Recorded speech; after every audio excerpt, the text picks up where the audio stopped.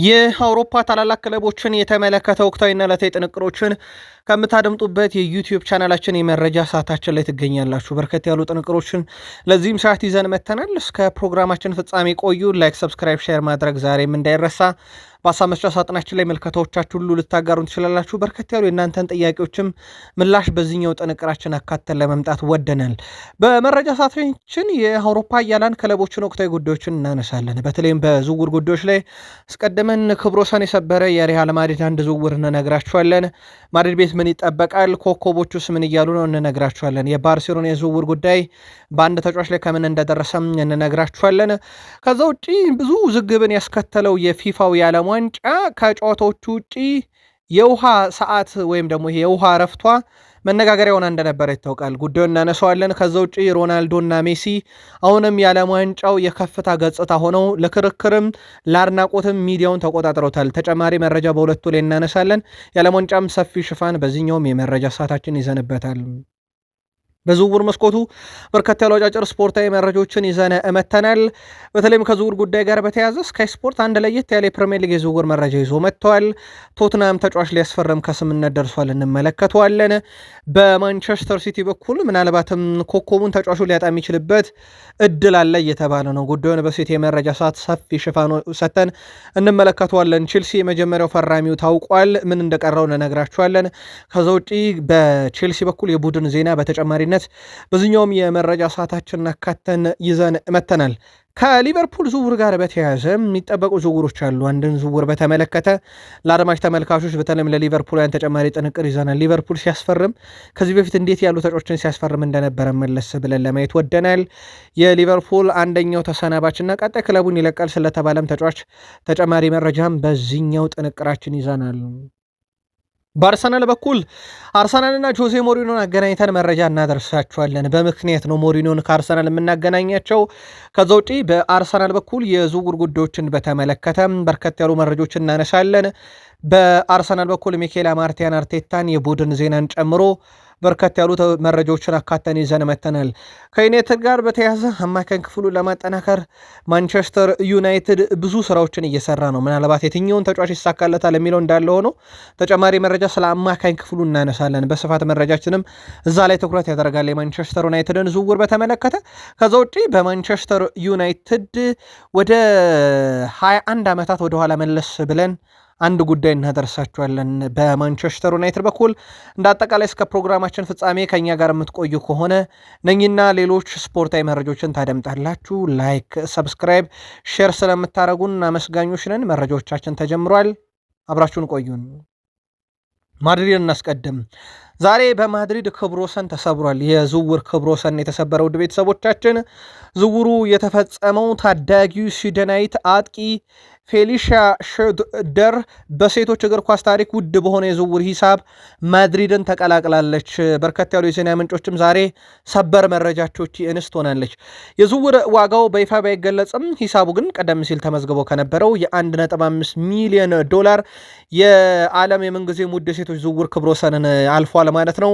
የ19 ዓመቱ አጥቂ ለስዊድኑ ክለብ በ128 ጨዋታ 91 ግብ ከመረብ ያዋሃደች ናት። ከሪያል ማድሪድ ጋር ለ4 ዓመት የሚያቆያትን ውል ፈርማለች። የሪያል ማድሪድ ሴቶች ቡድን አንዱ የሚቸገረው በላሊጋ ባርሴሎናን ማሸነፍ ነው። ምናልባትም ያንን ከዚህ በኋላ ለመስበር ያሰቡት ፍሎሬንቲኖ ፔሬስ በቡድኑ በኩል ቀጣይ ትልልቅ ዝውውሮችንም ያደርጋሉ ተብሎ ይጠበቃል። የማድሪድ ሴቶች ክብረ ወሰንን ሰብረው ተጫዋች አስፈርመዋል። ዋናውን ቡድን እንመልከት።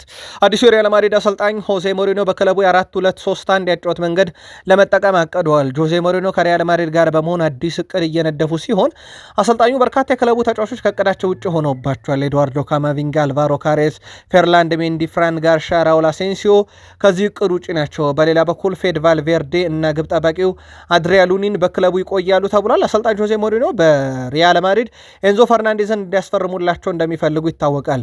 ለክለቡ ቅርብ የሆኑ ምንጮች ሪያል ማድሪድ ገና ቡድኑ መገንባት እየጀመረ ነው ሲሉ የቀሪ ተጫዋቾችን ዝውውር በተመለከተም ከሽያጮች በኋላ እናድርገው በሚል ተስማምቷል የተባለው ዘአትሌቲክ መረጃውን አረጋግጦታል። ስለዚህ ማድሪድ ቤት ሰሞኑን ሽያጮች እንሰማለን፣ ከዛ ወደ ዳግም ወደ ዝውውር ይመለሳሉ ማለት ነው። የእሳቸው የ4-2-3-1 የጨዋታ አቀራረብን የማይመስል ተጫዋች ግን ከሪያል ማድሪድ ስንብቱ የፈጠነ ነው እየተባለ ነው። ትልቅ የሚጠበቁ ተሰናባቾችም ሊኖሩ ይችላሉ። ጁድ ቤሊንግሃም የማይነካው ተጫዋች ነው በሳቸው ስር። በነገራችን ላይ ጆሴ ሞሪኒዮ በሪያል ማድሪድ የሚያደንቁት ተጫዋችም አንደኛው ነው። ቤሊንግሃም በእርግጥ በጣም አስገራሚ ሰውኛ ጋር ናቸው። በጣም ምርጡ አሰልጣኝ በዓለም ላይም ከማድሪድ ጋር ነው። ቀጣይ ከሱ ጋር ለመስራት ዝግጁ ነኝ ብለዋል። ጁድ ቤሊንግሃም በሪያል ማድሪድ ውስጥ ምርጥ ዝውውሮች እየተደረጉ ነው እና ጥራታቸውም ያስታውቃል። ከዓለም ዋንጫው በኋላ ከእነሱ ጋር ለመስራት ዝግጁ ነኝ ብሏል። ምንም ጥያቄ የለውም። ልምድ አላቸው የሚለው ጥሩ ገላጭ ቃል ይመስላል። የፈረሙትም ተጫዋቾች እንደዛ ናቸው። ኮናቴ እድሜውን ከ27 ዓመት በላይ ናቸው። ኮናቴም ኩኮሪያም ቤርናንዶ ሲልቫ ጭራሽ 30ዎች ውስጥ የገባ ተጫዋች ነው።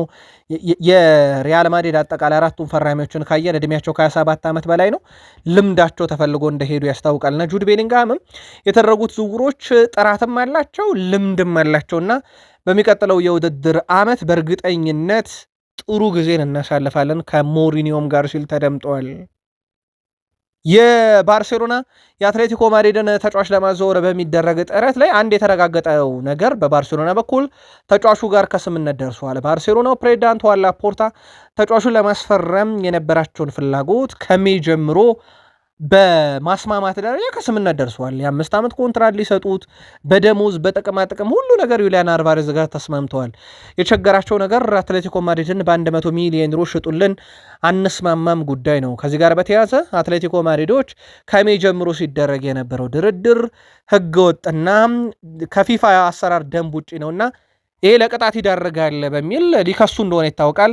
ባርሴሎና ግን ተጫዋቹን የግሉ ለማድረግ አጠቃላይ ከስምነት ደርሶ ሁኔታዎችን እየተጠባበቀ ነበረ። በአትሌቲኮ ማድሪድ በኩል ለተጫዋቹ የመልቀቅ ፍቃድ ሰጥተውታል። ወደ ባርሴሎና አትሄድ የሚለው አሁንም እንደተጠበቀ ነው።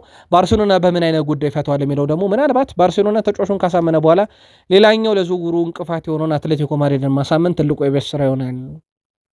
የአትሌቲኮ ማድሪድ ዋና ስራ አስፈጻሚ ሚጌል አንጌል በዚህ ዙር ጉዳይ ላይ ሀሳባቸውን አጋርተዋል። አልቫሬዝ ህልም አለው፣ እኛም በአትሌቲኮ ማድሪድ ህልም አለን። እሱ እኛን ማነጋገሩ እውነት ነገር ነው።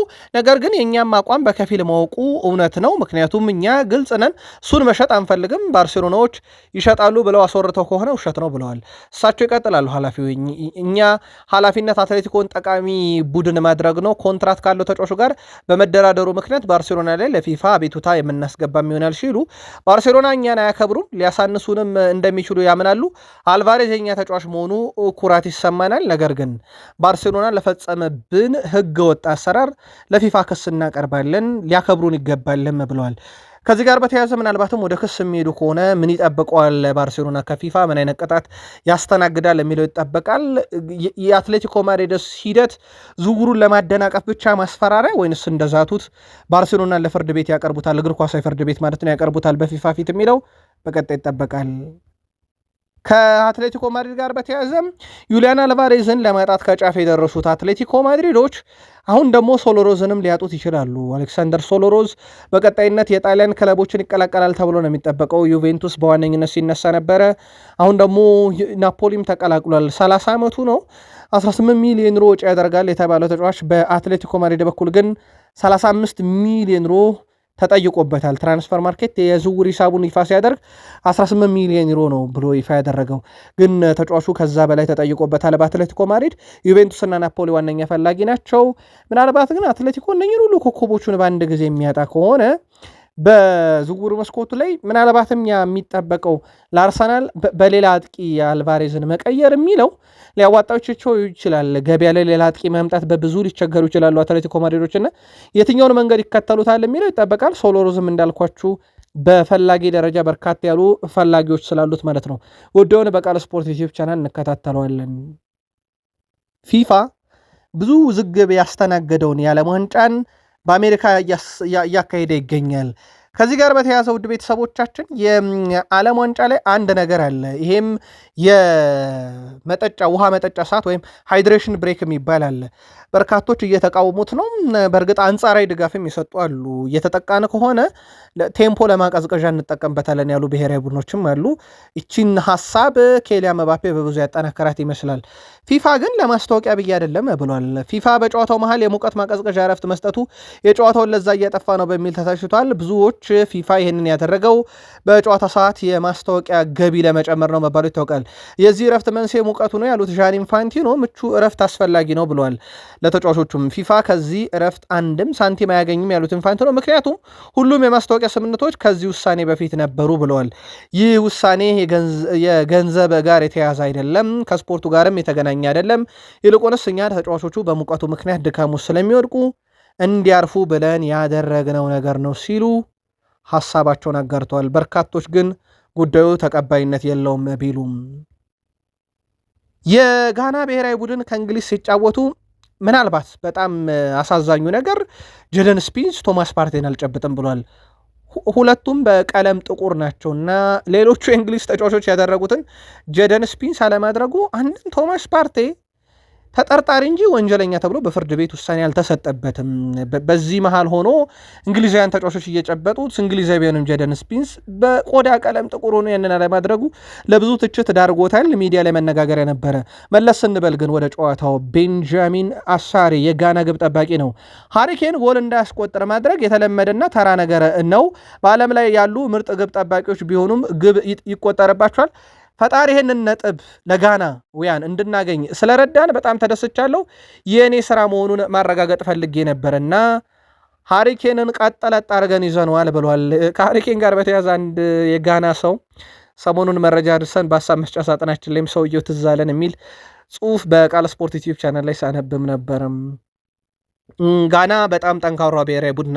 በእርግጥ ጋና ለእንግሊዝ ብሔራዊ ቡድን እጅ በመስጠት ታሪክ የላትም። በነገራችን ላይ በቶርናመንቶች ላይ ጋና ለእንግሊዝ እጅ የሰጠችው ያኔ ወርቅ እንግዲህ በቀኝ ገዝታት ወርቋን በምትዘርፍባት ሰዓት እጅ ሰጠች እንጂ በእግር ኳስ ሜዳ ላይ እጅ ሰጥታት አታውቅም። በጣም አስገራሚ ግንኙነት አላቸው። ካርሎስ ኪሮሽ ከእንግሊዝ ጋር በነበረ ጨዋታ ላይ ፔናልቲ ተከልከለናል ብለዋል። እሳቸው ቫር ስለመኖሩን እርግጠኛ አይደለሁም። የዓለም ዋንጫ ላይ ቫር ይተግበር አይተገበር የሚለውን አላቀም ብለዋል። ለጋና ሊሰጥ የሚገባ ፔናልቲ ነበር፣ እሱም ግልጽ ነበር። ነገር ግን በዛ ሰዓት ቫር ቡና ሊጠጡ ወጥተው ካልሆነ በስተቀር ነበሩ ለማለት ይቸግረኛል። ቫር በዓለም ዋንጫ ላይ ስለመኖሩም መመስከር አልችልም ብለዋል። ጋና 30 ሙከራ ተሞክሮባት ግብ ያልተቆጠረባት ብቸኛዋ ብሔራዊ ቡድን ናት በዚህ ዓለም ዋንጫ። አርጀንቲና 13 ሙከራ ተደርጎባት ግብ አልተቆጠረባትም። ሜክሲኮ 12 ሙከራ ተደርጎ ግብ አልተቆጠረባትም። የጋናን ያክል ግን አይደለም። ከ30 ሙከራ አንድም ግብ ሳይቆጠርባት በእንግሊዝ ጨዋታ አቻውታለች። ራፊኒያን በተመለከተ ወደ ባርሴሎና እንደማይመለስ አረጋግጧል አሰልጣኝ ካርሎ አንቸሎቲ። ተጫዋቹም ያንን አረጋግጧል። በብራዚል እቆያለሁ፣ ጥሩ የማገገም ጊዜ ይኖረኛል ብሏል። እግር ኳስን ወዳለሁ፣ ለብሔራዊ ቡድኑም መለያ ለብሼ መጫወት እፈልጋለሁ ሲል ተደምጧል። ከዚህ ጋር በተያያዘ እንግዲህ ተጫዋቹ የማገገም ሂደቱ በዛው እንደሚያከናውንና ብራዚል በሄደችበት ርቀት በተለይም በ16 ጥሎ ማለፉ ሊደርስ እንደሚችል ጠቁሞ ለዛ ራሴን አዘጋጃለሁ በቶሎ እንደሚሻለኝና ለጨዋታ ዝግጁ እንደመሆን እርግጠኛ ነኝ ብሏል። ስለዚህ በዛው በብራዚል ካምፕ ይቆያል። የብራዚል ብሔራዊ ቡድን ዋና አሰልጣኝ ካርሎ አንቸሎቲ ኮከባቸው ኔይማር በጨዋታ ደረጃ እንግዲህ ለጨዋታ ዝግጁ መሆኑን ጠቁሟል። እሳቸው ባለፉት ሁለት ጨዋታ ያልተሰለፈው ኔይማር በዚህ ሳምንት ጥሩ ዝግጅት አድርጓል፣ ለጨዋታው ብቁና ዝግጁ ነው ሲሉ ተደምጠዋል። ትልቅ ተጫዋች ነው ሲሉ ኔይማርን የገለጹት ካርሎ አንቸሎቲ ካርሊቶ ከሁለተኛ አጋማሽ ወይም ሙሉ 90 ደቂቃም ልትመለከቱ ትችላላችሁ ብለዋል። ብራዚል ከስኮትላንድ በምታደርገው የምድብ የመጨረሻ ጨዋታ ራፊኒያ በጉዳት ከጨዋታ ውጭ መሆኑ ደግሞ ለኔይማር እድል ለማግኘት ይጠቅሟል ተብሏል። ካርሎ አንቸሎቲ ለእኛ በጣም ጥሩ የዓለም ዋንጫ ሊሆን ይችላል የሚል ስሜት ይሰማኛል፣ በራሴ የምተማመናለው፣ በብሔራዊ ቡድኑም እርግጠኛ ነኝ ሲሉ ተደምጠዋል። ብራዚል ከስኮትላንድ ከሌሊቱ 7 ሰዓት ጀምሮ የሚደረግ ጨዋታ ነው፣ እዛ ምድብ ላይ ማለት ነው። ለኢትዮጵያን ሰዓቱ በጣም አስቸጋሪ ነው ለመመልከት። ምናልባት አንደኛውን የ10 ሰዓቱን ጨዋታ ጀምሮ በዛው ይነጋል። ያው ትምህርት ስለተዘጋ በይፋ ኢትዮጵያ ውስጥ ሰራተኞች ብቻ ወደ ስራ ይሄዳሉ። አሁን ላይ ትራንስፖርት ሁኔታው ምቹ ነው ተብሎ ይታሰባል በአዲስ አበባና ምናልባት የ10 ሰዓቱ ጨዋታን አይቶ ጠዋት ስራ ለመሄድ ምቹ ሊሆን ይችላል። የሌሊት 7 ሰዓቱ ግን ትንሽ አስቸጋሪ ይመስላል። ጻፉልን ግን ጨዋታዎቹን የትኞቹን ሞር የትኛውን ሰዓት ላይ እያያችሁም እንደሆነ። የዓለም ዋንጫ ክስተት ነው ኦሊሴ፣ ምንም ጥያቄ የለውም። የዓለም ዋንጫ ብቻ አይደለም የዚህ የውድድር ዓመትም ክስተት ነው። አንድም ተጫዋች በምድራችን ላይ በዚህ የውድድር ዓመት የኦሊሴን ያክል አሲስት የለውም። 30 አሲስት አለው። በነገራችን ለአሲስት ብቻ ነው በ2025/26 የሊግ ሲዝን እና አሁን ደግሞ በዓለም ዋንጫ ላይ ተደምሮ 4ቱ በዓለም ዋንጫ አሁን የመጡ ናቸው። 26ቱ ደግሞ በባየር ሙኒክ ናቸው። በማለዳው ጥንቅራችን ስለ ሮናልዶ ሪካርዶች ስንናገር ሮናልዶን አንደኛ ሆኗል ለማለት በርካታ ቁጥሮች እየተጠቀሱ ነው። ከዚህም ከዛም እየመጡ እየተባለ ነበረ። እንደዛ ከተባለ የኦሊሴም ሪካርድ ነው። በነገራችን ላይ ኦሊሴን የሚያክል ተጫዋች በዚህ ሲዝን አልተፈጠረም አሲስት በማድረግ ሶ እንዲህ አይነት ሪካርዶች ይምጡ ከተባለ የኦሊሴ አሁን ተነግሯል። ኦሊሴ በዚህ ውድድር ዓመት የእሱን ያክል አሲስት ያደረገ ተጫዋች የለም ማለት ሪካርድ ነው የዚህ ዓመት። ግን ኦሊሴ ስለሆነ ፐብሊክ ፊገር ላይሆን ይችላል እንደ ሮናልዶ እና እንደ ሜሲ እንጂ ይሄ ሪካርድ ምናልባት የሜሲ ቢሆን የሮናልዶ ቢሆን ሚዲያውን እንዴት እንደሚቆጣጠረው እንዴት እንደሚያንጫጫው ይታወቃል። በሀሳብ መስጫ ሳጥን ላይም ኦሊሴ እኮ እየተባለ ሊነገር ይችል ነበር። ያው ግን ሮናልዶ እና ሜሲ ስለሆኑ እያንዳንዱ የኳስ ንክኪያቸው፣ ንግግራቸው፣ ሁሉ ነገር ለሚዲያ በጣም ስለሚቀርብ በዛን ያክል ደረጃ የተጋነነ ይመስላል። የዓለም ዋንጫ ምናልባት ያላደረስናችሁ ውጤት የኮሎምቢያና የዲሞክራቲክ ሪፐብሊክ ኦፍ ኮንጎን ጨዋታ ነበረ። ኮሎምቢያ 1-0 በሙኒዝ ግብ አሸንፋለች። በፓላሱ ተጫዋች በጣም አስደናቂ ጎል ነበረ በጨዋታው ላይ። በነገራችን ላይ ያው ታዋቂው ሌጀንደሪው የዲሞክራቲክ ሪፐብሊክ ኦፍ ኮንጎ ደጋፊ ሉባምባ በስቴዲየም ተገኝቶ ነበረ። ድጋፉን በተለመደው መልኩ ያችኑ ምልክቱን አሳይቷል። በአሜሪካ እንደገባ ይታወቃል። ኮንጎ በዓለም ዋንጫው የመቀጠል ተስፋ ያላት 1 ነጥብ ከፖርቱጋል ያገኘችው ምናልባት የመጨረሻ ጨዋታ ወዴት ይወስዳታል የሚለው ይጠበቃል ከኡዝቤኪስታን ጋር ስትጫወት። በማለዳው ጥንቅራችን ስለ ሮናልዶ ብዙ ሪካርዶች ተናገርን በቃል ስፖርት ዩቲዩብ ቻናል። ሮናልዶን ባለ ሪካርድ ለማድረግ ያልተጠቀሰ ነገር የለም የሚሉ ሀሳቦችም ሲመጡ ነበር። ሮናልዶ ምላሽ ስለሰጠ ደስ ብሎናል የሚሉት እንዳሉ ሆኖ ሮናልዶን ለማግነን ብዙ ጥረት ተደርጓል በሚዲያ ላይ የሚቀርብ የሚል ሀሳብ አየሁኝ። በነገራችን ላይ ሪካርድ እንፈልግ ከተባለ ዣኒ ኢንፋንቲኖ የመጀመሪያው የፊፋ ፕሬዚዳንት ናቸው። 48 ብሔራዊ ቡድኖችን ያሳተፉ ዣኒ ኢንፋንቲኖ የመጀመሪያው የፊፋ ፕሬዚዳንት ናቸው። በፊፋ ደረጃ የሰላም ሽልማትን ለአሜሪካው ፕሬዚዳንት ዶናልድ ጄ ትራምፕ የሰጡ ሰው እያንዳንዱ በት ሪካርድና ግን ችግሩ ያው ሜሲና ሮናልዶ ሲያደርጉት ነው የሚገን ነው በእግር ኳስ ዓለም። ለአብነት ያክል ሜሲ እናግንን ከተባለ በእግር ኳስ ታሪክ በደቡብ አሜሪካ ተጫዋቾች ዘንድ የሜሲን ያክል ግብ ያስቆጠረ አንድም የምድራችን ተጫዋች የለም። ይሄ ሌላ ሪካርድ ነው። በነገራችን ላይ በዓለም ደረጃ ብናደርገው ደግሞ ሮናልዶ ይወስዷል ይሄን ሪካርድና አንዳንዴ ሪካርዶች ሲነገሩ ከዛ አንጻር አድርጋችሁት። ለማንኛውም ሜሲ በዚሁ አጋጣሚ የደቡብ አሜሪካ ሀገራት ከፍተኛ የብሔራዊ ቡድን ግብ አስቆጣሪ መሆንን በ122 ጎሎች ይመራል። ኔይማር በ79 ነው የሚከተለው። ያ ማለት የሜሲ ሪካርድ ለረጅም ዓመታት እንደሚቆይም ማሳያ ነው። እንቀጥል የሜሲን ሪካርድ በዚሁ አጋጣሚ 39 ዓመቱ ነው ሜሲ። ዛሬ 1158 ጨዋታን ያደረገ 916 ግቦች ያሉት ለ1000 ግቦች ልክ እንደ ሮናልዶ ሁሉ ጎል የሚቆነስለት ምናልባት የሮናልዶ ዕድሜ ያክል ከተጫወተ ደግሞ 1000 ግቦች ላይ ምናልባት የሚጠበቀው ተጫዋች 414 አሲስት አለው። ይሄ ሊደረስበት የማይችል ሪካርድ ይመስላል። ሌላ የሜሲ በጣም አስደናቂው ሪካርድ ነው። 8 ባሎን ዶር አለው። ምናልባት በእግር ኳስ ታሪክ ከዚህ በኋላ ስለመደገሙ እርግጠኛ ለመሆን ይቸግራል። 6 ጊዜ ወርቅ ጫማን አሸንፏል። 48 ዋንጫዎች አሉት። እንዳልኳችሁ ሜሲም ይግነን ከተባለ ብዙ ቁጥር አምጥቶ መጥቀስ ይቻላል። ሌላ ሜሲን የሚያገን መረጃ እንንገራችሁ። 26 የግብ አስተዋጽኦ ያለው በዓለም ዋንጫ ታሪክ ይሄን ያክል የግብ አስተዋጽኦ ያለው አንድም የምድራችን ተጫዋች የለም። 18ቱ ግብ ናቸው፣ በዚህም ቀዳሚ ነው። 8ቱ አሲስት ናቸው፣ በዚህም ቀዳሚ ነው። ሊዮኔል አንድሬስ ሜሲ። ምናልባት ስለ ተከታዩ እናውራ ከተባለ 20 የግብ አስተዋጽኦ ያለው ፔሌ የለም በህይወትም ጭምር። ሚሮስላቭ ክሎዣ 20 የግብ አስተዋጽኦ አለው፣ እግር ኳስ አይጫወትም። ኬሊያን ምባፔ 19 የግብ አስተዋጽኦ አለው፣ አሁን ላይ በ7 ያንሳል፣ እግር ኳስ እየተጫወተ ነው። ምናልባት ከኬሊያን ምባፔ እድሜ አንጻር ወደፊት ሊጠበቅ ይችላል።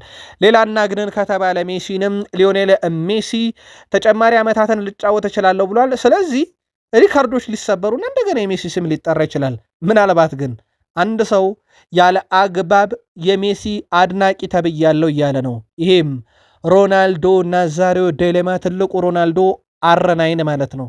ሜሲ በታሪክ ምርጡ ነው ብዬ ፈጽሞን ያልተናገርኩም ብሏል። እሱ ብራዚል ላይ ስለሆነ ይሄን ቢናገር ብራዚልና አርጀንቲና መካከል ያለ እግር ኳሳዊ ጦርነት ይታወቃል። በሁለቱ መካከል ባላንጣ ናቸው። እንደውም ሰሞኑን አይታችሁ ከሆነ አሜሪካ ውስጥ ያለ በጣም እድለ ከመጥፎ ገድ ጋር የሚያያዘን ሐውልት የአርጀንቲናን መለያ ብራዚሎች ሲለብሱ አይተናልና ሮናልዲኖ ናዛሪዮ ዴሌማ እኔ ሜሲ የዓለማችን ምርጡ ነው ብዬ አልተናገርኩም። ይሄን ያደረገብኝ ሞንዶ ዲፖርቲቮ ነው፣ ስፔን ውስጥ ያለ ለባርሴሎና ታማኝ ጋዜጣ ነው እንጂ እኔ አላልኩም ሲል ተደምጧል።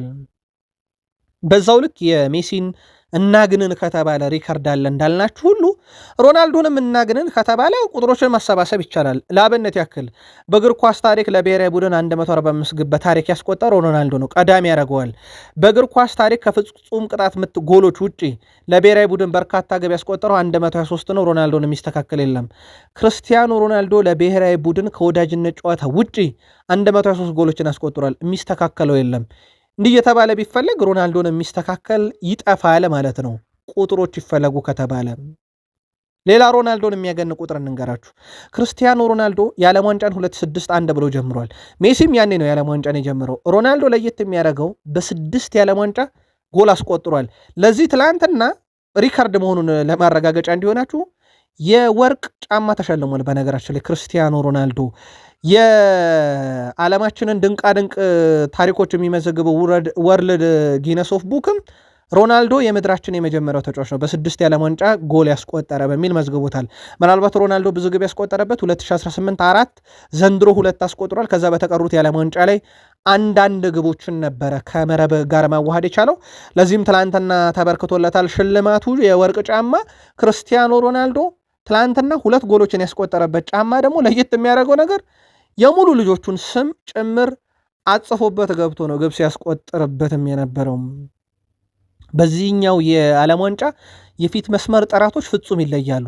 ለአብነት ያክል ሜሲ ሃትሪክ ሰርቶ ነው የጀመረው።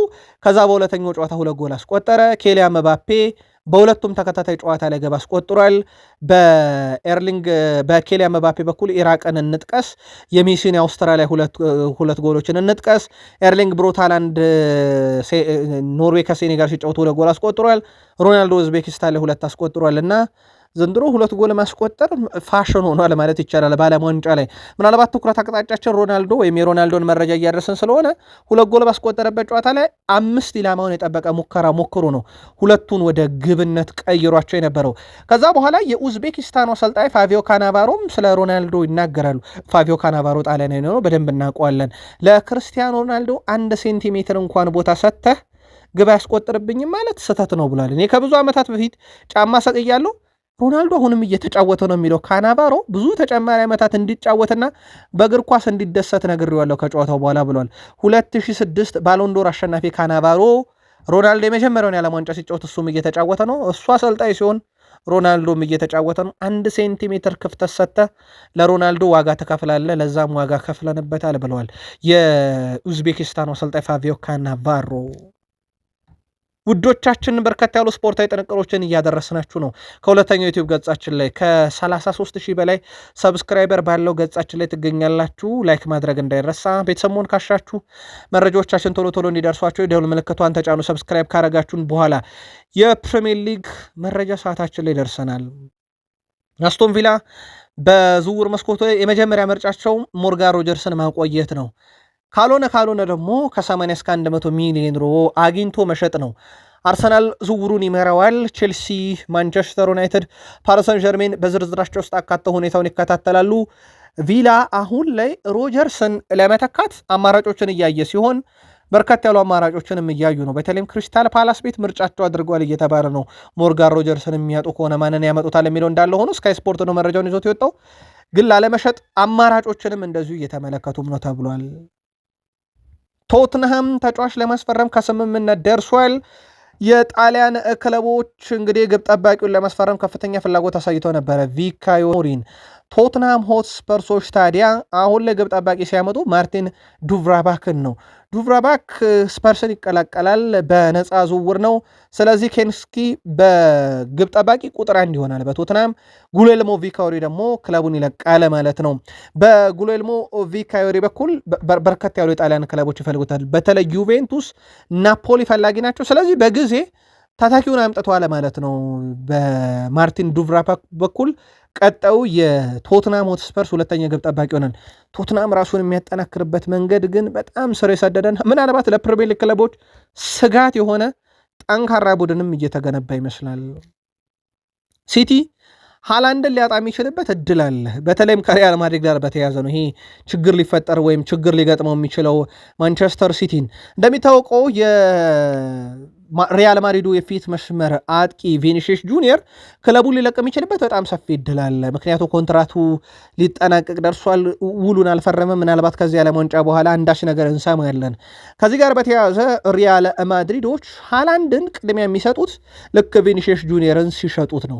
ፍሎሬንቲኖ ፔሬዝ በፕሬዝዳንታዊ ምርጫ ካሸነፉ በኋላ አዲስ ቡድን እየገነቡ ነው። ስለዚህ ዘንድሮ 150 ሚሊዮን ዩሮዋን ለዩሊያን አልቫሬዝ እንደማያውሉት ልባቸው እያወቀ ግን ለሚዲያ ትኩረትና ዝውውሩን ወደ ባርሴሎና ለማጨናገፍ ብቻ ሲባል አድርገውታል የተባለችዋን ገንዘብ ኤርሊንግ ብሮት ሃላንድ ላይ ፈሰስ ሊያደርጉት ይችላሉ ተብሏል።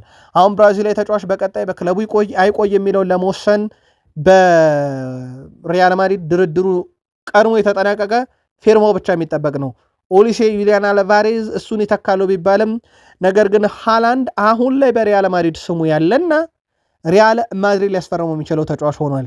የፔፕ ጋርዲዮላ መልቀቅ ተጫዋቹን እንዲወጣ ሊያደርገው ይችላል ቢባልም ከሰሞኑ እሱ በቃለ መጠይቅ ከሲቲ ጋር ዋንጫ የማንሳት ፍላጎት አለኝና ከቡድኑ ጋር እቀጥላለሁ የሚል ሐሳብ አቅርቦ ነበረ።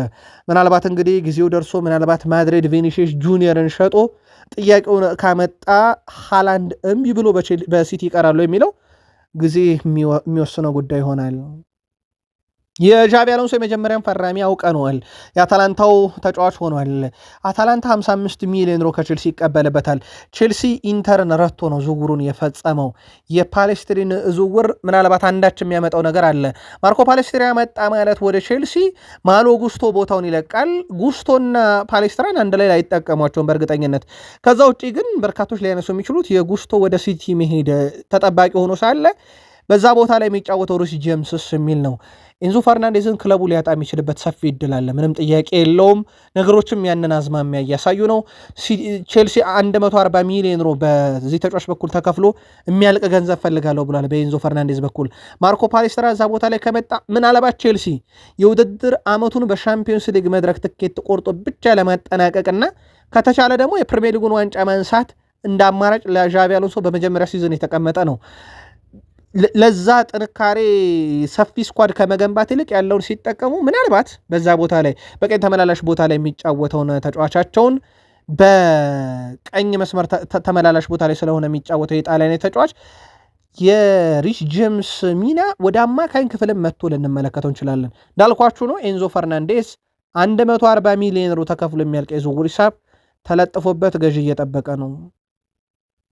ፕሪሲዝን ይፋ ተደርጓል።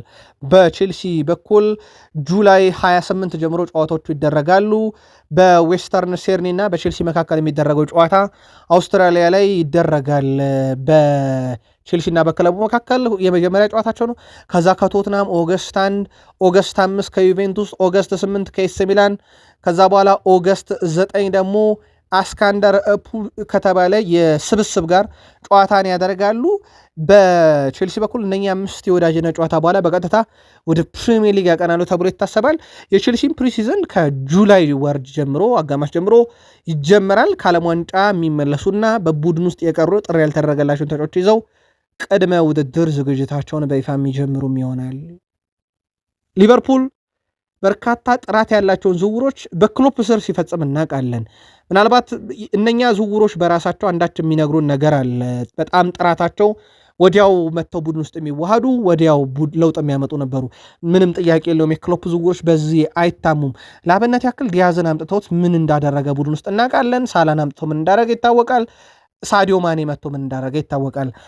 አሁን ላይ የአንድ ዲዮሜንዲን በርካቶች ከክሎፕ በኋላ ሊቨርፑል ሊያመጣው የሚችለው በጣም ታለንት ያለው ወዲያው ቡድን ውስጥ መጥቶ ፐርፌክት የጨዋታ ስታይላቸውን የአንዲ ራውላ የጨዋታ ሲስተም ፐርፌክት ማች ሊያደርግ የሚችል አይነት ተጫዋች እና ለፕሪሚየር ሊግ የሚሆን እያሉት ነው። ከዲያዝ በኋላ ምናልባትም ለዛ ቦታ ላይ የሚመጣ በጣም ቁልፍ ተጫዋች ሊሆን ይችላል። ድርድሩ እንደቀጠለ ነው። የ100 ሚሊዮን ዩሮ ወይም የ86 ሚሊዮን ፓውንድ ጥያቄው ከተደረገ በኋላ ሊቨርፑል በርካታ አማራጮችን እያየ ነው። ዝውውሩን አንድም ከተቻለ በዛው ገንዘብ በማሳመን ሁለትም ያከፋፈል መዋቅሩን በማሻሻል ሶስተኛ የዝውውር ሂሳቡ ላይ ጭማሬ በማድረግ ለማምጣት ምናልባት በ2015 ላይ ሊቨርፑል አንድ ተጫዋች አስፈርሞ ነበረ። በጣም አስደናቂውን ሮቤርቶ ፌርሚኒዮን እንዴት ያለ ጥራት ያላቸውን ዝውውሮች ከዚህ በፊት ሲፈጽም እንደነበረ ለማሳየት ብቻ ነው ይህን የምንጠቀመው። 360 ጨዋታ አድርጓል፣ 111 ጎሎች፣ 72 አሲስት አለው። ሻምፒዮንስ ሊግ፣ ፕሪሚየር ሊግ፣ ኤፍ ኤ ካፕ፣ ሊግ ካፕ፣ የፊፋ የክለቦች ዓለም ዋንጫ፣ የፊፋ ሱፐር ካፕን ከሊቨርፑል ጋር አንስቷል። የጨዋታን ሪት የሚጠብቅበት ቴክኒካል ፓሶቹ ፍጹም የተለዩ ናቸው። ብራዚላዊ መሆኑ በዚህ እንዳይታማ ያደርገዋል። በጣም ምርጥ ስለመሆኑ ጥርጥር የለውም። እንዲህ አይነት ዝውውሮችን የሚፈጽም ቡድን ነበረ ሊቨርፑል ማለት። ከቅርብ ጊዜ ወዲህ ግን ዝውውሮቹ ጥያቄ የሚነሳባቸው ሆነዋል። የዳርዊን ኑኔዝ አንዱ ማሳያ ነው። በእርግጥ ቦርዱ እጅ የለበትም ክሎፕ ናቸው ያመጡት የሚል ቅሬታን ቢያሰማም ከመጋረጃ ጀርባ እንዲህ አይነት ዝውውሮች ተፈጽመው ነበረ። የጋክፖ በክለብ ሲሆን ዝቅ፣ በብሔራዊ ቡድን ሲሆን ከፍ። በእርግጥ አንዳንዶች ከአሰልጣኝ ታክቲክ ጋር ያያይዙታል። የቅርብ ጊዜ ዝውውር ነው። እንደዚህ እያለን የፍሬድሪኮ ኬዛን ማንሳት እንችላለን። ለቡድኑ በቂ የመጫወቻ ደቂቃ እንኳን ያላገኘ ነው። ሊቨርፑል በቅርብ ዓመታት ውስጥ የሚፈጽማቸው ዝውውሮች ጥያቄዎች በደንብ እየተነሳባቸው ነው። ሊቨርፑል እንደ አንዲ ሮበርሰን ያለ ተጫዋቹን ለቋል። በነፃ ነው የተቀላቀለው ቶትናምን መሆኑ ይሄ ጥያቄ የለውም። አንድ ነገር ውድ ቤተሰቦቻችን ለተፎካካሪ ቡድን ኮከብን አሳልፎ መስጠት በነፃ የሚሆነ በሽያጭ ዋጋ ያስከፍላል። ምክንያቱም ከዛ ቡድን ጋር ፍልሚያ ሲደረግ የተሸጠ ተጫዋች ለሸጩ ክለብ የውጤት ማጣት ምክንያት ቢሆን በአመቱ መጨረሻ ዋንጫ ለማጣት ምክንያት ትሆናለች። ለአብነት ያክል ቶትናም ከሊቨርፑል ሲጫወቱ አንዲ ሮበርሰን በጣም አደገኛው ሆኖ ይከሰት ይችላል። ሊቨርፑል ነጥብ ቢያሳጣና በአመቱ ጨዋታ መጨረሻ ላይ የሽርፍራፊ ነጥቦች ዋንጫ ቢያሳጣው አንዱ ማሳያ ነው። ለማንኛውም አንዲ ሮበርሰን በትክክል ተተክቷል አልተተካም ለሊቨርፑል ደጋፊዎች እንተው። በሚሎሽ ኬርኪስ ቀጥሎ የሚመጣው ተጫዋች ደግሞ ያው ይታወቃል። ከሮማ የሚያመጡት በውሰት ሰጥተውት የነበረው ቲሚካስን ነው። እሱ በሊቨርፑል ቆይታዬ ከአሊሰን ጋር በመጫወቼን በጣም እወደዋለሁ። በጣም ምርጡ ግብ ጠባቂ ነው በታሪክ በጣም እድለኛ ነኝ ብሏል። ከሊቨርፑል ጋር በነበርኩበት ጊዜ ከአሊሰን ቤከር ጋር መጫወቴን። ዘ ስፔሻል ዋን ጆዜ ሞሪኖ አርሰናልን አክብሩ ሊከበር ይገባል እያሉ ነው። ምክንያት አላቸው። በአርሰናል የመረጃ ሰዓት እናነሳለን ያልነው በምክንያት ነው። ሳታሸንፍ ታላቅ መሆን አትችልም የሚሉት ሞሪኒዮ፣ እናም ሳታሸንፍ ታላቅ ነኝ አትበል። አርሰናል ግን አሸንፏል፣ ስለዚህ ታላቅ ነው። ይህን ሙሉ ለሙሉ እቀበላለሁ። አርሰናሎች አሸንፏል፣ ታላቅ ቡድን ነው፣ ሊከበሩ ይገባል ሲሉ ሚዲያ ላይ ስለ አርሰናል የሚቀርበውን ትችት አልቀበልም ብሏል። አሸናፊ ቡድን ስለሆነ። በእርግጥ ዊሊያም ሳሊባ ምችን ሀሳብ ይጋራታል። ዋንጫዎችን ማሸነፍ ሰዎች እንዲያስታውሱ የሚያደርጉ ናቸው። እግር ኳስ የቡድን ስፖርት ነው። አሁንም በዓለም ላይ ካሉ ምርጥ ተከላካዮች አንዱ እንደሆን ካምናለሁ፣ ምክንያቱም ዋንጫ አሸንፍ ያለው ፕሪሚየር ሊጉን ብሏል። እና ምናልባት የጆዜ ሞሪኖንም ሀሳብ በብዙ የሚደግፍ ይመስላል።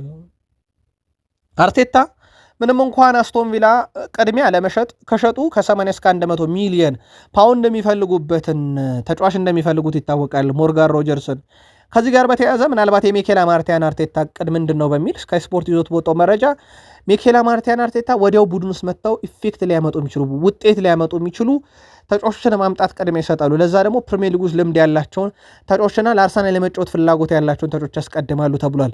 ለዚህም ነው ሮጀርስ ላይ አጥብቀው እየሰሩ ያሉት። የግል ጉዳይ ችግር እንደማይሆን አረጋግጠዋል። ወሳኙ ጉዳይ አስቶን ቪላ ምናልባት በየትኛው መንገድ ዝውውሩን ሊያቀለላቸው ይችላል የሚሉ መንገዶችን እየፈለጉ ነው። የአርሰናል የዝውውር ፖሊሲ በርካታ አማራጮችን ማየት፣ የዝውውር መስኮቱ ላይ በጣም በተረጋጋና በተሰላ ሁኔታ ተጫዋቾቹን ማሳመን፣ ተጫዋቾቹን ካሳመኑ በኋላ ክለብን ማሳመን ቀላል ነው ብሎ የሚያምኑበት አካሄድ ነው። ይሄ ባለፉት ጥቂት ዓመታት ሲያደርጉት እንደነበረ ይታወቃል። ስካይ ስፖርት የኦዴጋርድን የሽያጭ ሁኔታ በተመለከተም ያልተረጋገጠ መረጃ ቢሆንም በሩመር ደረጃ ግን መረጃው ከወጣ በኋላ አርሰናሎች ምን አይነት እቅድ ኖሯቸው ነው የሚሸጡት የሚለው ነገር መነጋገር ሆኗል። የኖርዌይን ብሔራዊ ቡድን የመራበት መንገድ ደግሞ እንዴት አርሰናል ይህን ሊያደርግ ያስባል የሚያስብል ሆኗል። ምናልባት የተጫዋቹን ሁኔታ በተመለከተ አርሰናሎች በጣም የተጋነነና ደህና ጥያቄ ካልቀረበ ግን ላይሸጡት ይችላሉ። ሚኬል አርቴታ ለኦዴጋርድ ልዩ ቦታ ስላለው የቡድኑ አምበል ስለሆነ በቀላሉ እንዲለቅ ላይፈቅድ ይችላል እና ያንን የኦዴጋርድ ስንብት እውነት የሚሆነው አንድም በተጋነነ የዝውውር ሂሳብ፣ ሁለትም ሚኬል ማርቲያን አርቴታ ከወሰኑበት ብቻ ነው ሊሆን የሚችለው። ካፒቴናቸውን በቀላሉ አይለቁትም። መረጃው የስካይ ስፖርት ምልከታም ጭምር ነው። በእርግጥ በርካቶችም በዚህ ጉዳይ ላይ የግል መልከታቸውን ሲያጋሩ ኦዴጋርድ ለአርሰናል ምርጡ ተጫዋች ነው፣ ችግሩ ጉዳት ነው የሚል ምክንያት ብቻ ነው ሲያቀርቡም የተመለከት ነው። ሞር ግን ላይሸጥ የሚችልበት እድል እንዳለ ነው ስካይ ስፖርት ዛሬ በዘገባው ይዘውት የወጣው። ፓትሪክ ቬራ የአርሰናል የወቅቱን ቡድን ባህል በመለወጥ ረገድ ሚኬል አርቴታ ስራውን ሰርቷል ብለዋል። ቁርጠኛም ነበር ብለዋል። በዘመን አርሰን ቬንገር አርሰናል ድንቅ እግር ኳስን ቢጫወትም እንደ ጆዜ ሞሪኖ ካሉ አሰልጣኞች ጋር ሲፎካከር የሚያስፈልገውን አሸናፊነት የሚጠይቅ ጠንካራ መሪነት አልነበረውም። በአንጻሩ አርቴታ ቡድን በመከላከልም ስነ ምግባሩን የጠበቀ ወይም በዲሲፕሊን ቡድኑ የታነጸ ነው ብሏል። በመከላከሉም በማጥቃቱም ላይ በሁሉም መንገድ ላይ ጠንካራ ሆኗል እና አሁን ይሄኛው የሚኬል አርቴታ ቡድን በብዙ መንገድ ተለውጧል። አርቴታ የአርሰናልን ባህል ሲቀይር በተለይም የአሸናፊነት ባህሉን ቀይሮታል በሚል አወድሶታል። የዚህ የዝውውር ፖሊሲያቸውም አንዱ የጠቀመ ይመስላል። ራይስን እንመልከተው። ራይስ ስለ እንግሊዝ ሲጫወት መጠነኛ ጉዳት እንዳጋጠመው ይታወቃል። ከጨዋታው በኋላ አይተነዋል። 90 ደቂቃውን ቢጫወትም ማለት ነው 6 የግብ ዕድል የፈጠረ 3 የተሳካ ክሮስ ያደረገ 2 ድሪብል ያደረገ 2 ታክል የፈጸመ የፉትሞብ የጨዋታው ኮከብም በነገራችን ላይ በዛ ድረገጽ ላይ እሱ ነበረ። እንዲህ አይነት ተጫዋቾች መኖራቸው የአርሰናልን ጥራትም ጨምሮታል ይላል። ከዛ ውጭ ግን ከአርሰናል ጋር በተያያዘ ምናልባት በቅድመ ውድድር ዝግጅት በአሜሪካ ጉዞ ሊያደርጉ ይችላሉ የሚል መረጃ እየወጣ ነው። በቀጣይ መረጃ ላይ አጣርተን እናመጣዋለን። ዩናይትድ አማካዩን የማጠናከርና የማጠንከር ጉዳይ ቅድሚያ ሰጥቶ እየሰራ ነው። አማራጮቹ ሰፍተዋል። ፍሌክስን ሚንቻ በቅርቡ ከዶርትመንድ ጨምረውታል። ማቲያስ ፈርናንዴዝ በቅርቡ ስራ እየሰሩበት የነበረ ነው። ኦሪዮል ቹዋሜኒም እንዳለ ነው። ዩናይትድ አማራጮችን ሲያይ ከብዙ መንገድ አንጻር ነው። ለአብነት ያክል የዝውውር ሂሳባቸው በጣም ያልተጋነነ፣ የደሞዝ አከፋፈል መዋቅራቸውን የማያናጋ የሚሉ ብዙ ፖሊሲዎች አሉ። ከሰሞኑም ደጋግመን ስንነግራችሁ እንደነበረ ይታወቃል። ከዚህ ጋር በተያያዘ ታዲያ ውድ ቤተሰቦቻችን በዝውውር መስኮቱ ላይ የማይከል ካሪክ ቡድን የዝውውር መስኮቱ ላይ ወደ ዋልድሚር አንቶን ፊታቸውን አዙሯል። የዶርትመንድ የተከላካይ ስፍራ ተጫዋች ነው። በእርግጥ እንደ አማካይ ተከላካይ ሆኖ መጫወት ይችላል። ጀርመናዊ ተጫዋችን በተመለከተ መረጆችን እያሰባሰቡ ነው። ምናልባት የማንቸስተር ዩናይትድ የሌሳንድሮ ማርቲኔዝ እና የማቲያስ ዴላይት ተደጋጋሚ ጉዳት ያሰላቸው ማንቸስተር ዩናይትድ ይህን ተጫዋች እንዲመለከቱ አድርጓል። ሞር ሴንተር ባክ ሆኖ መጫወት ይችላል የተከላካይ አማካይን። ከዛ ውጭ ከዶርትመንድ እንደ ፍሌክስን ሚንቻንም ያለ ተጫዋች እየተመለከቱ እንደሆነ ይታወቃል። ለተከላካዩ ዋልድማር አንቶን ዶርትመንድ እስከ 35 ሚሊዮን ፓውንድ ይፈልጋል።